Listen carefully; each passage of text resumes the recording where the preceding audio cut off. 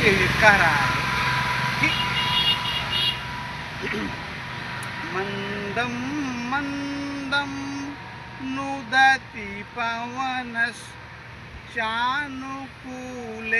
यथा स्वां वामश्चायं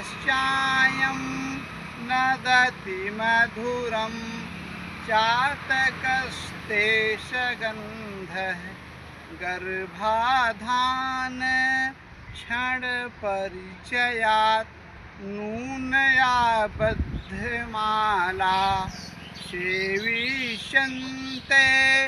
नयन शुभगम खेभवन्तं बलाका।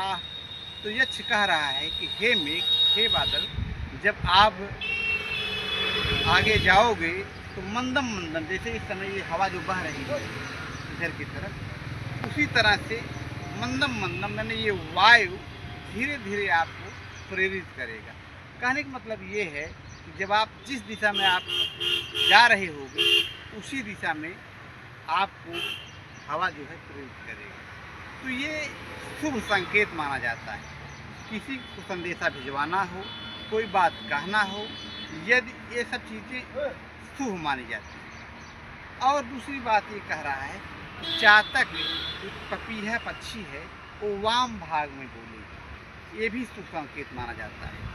और दूसरी बात ये कहता है कि आकाश में जो बकुलियाँ हैं, गर्भाधान मतलब आकाश में जो बकुलियाँ पंक्तिबद्ध उड़ती हैं, तो सावन और आषाढ़ और सावन का जो मौसम होता है इसमें प्रायः जो है बकुलियाँ गर्भाधान करती हैं।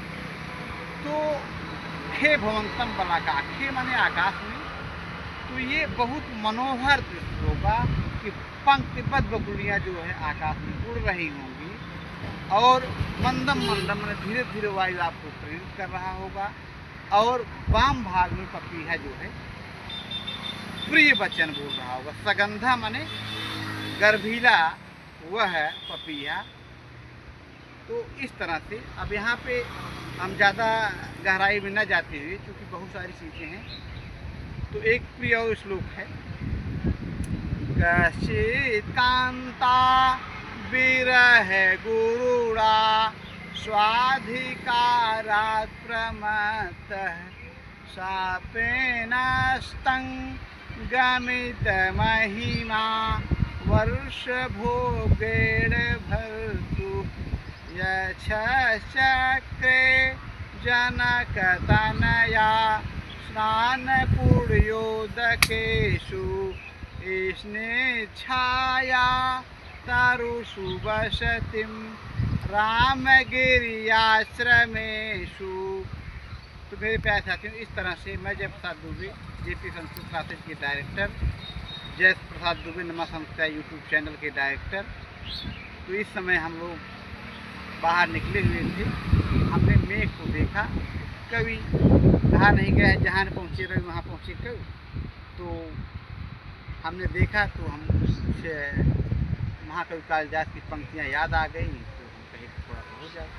इसी तरह अपनी गाड़ी को विराम दे रहे हैं। धन्यवाद।